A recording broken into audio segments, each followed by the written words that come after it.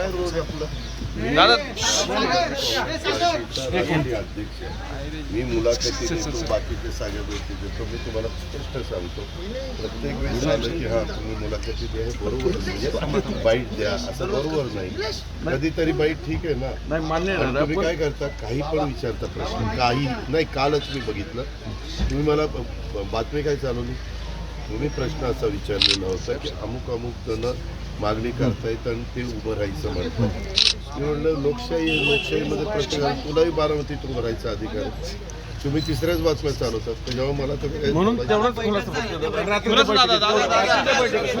परत उलट्या बैठक उलट्या बातम्या लागतात म्हणून तुम्हीच कसली बैठक, तुमची पार्लमेंटरी बैठक झाली, त्यात अशा चर्चा आहे की 288 जागा उगाच काही बातम्या चालतात म्हणून आम्हाला काय तुम्ही करायचं. आम्ही आमच्या सद्विवेक बुद्धीला स्मरून व्यवस्थितपणे काम करतोय.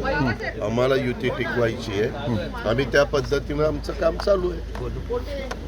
मग ते बैठकीत काय? पण बैठकीत प्रत्येक गोष्ट काही तुम्हाला सांगितली पाहिजे असं काही नाही.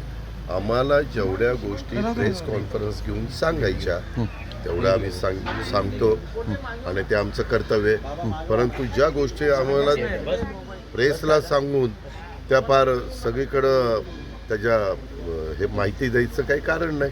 कारण काही गोष्टी अशा असतात की त्या आमच्या अंतर्गत चर्चा असते.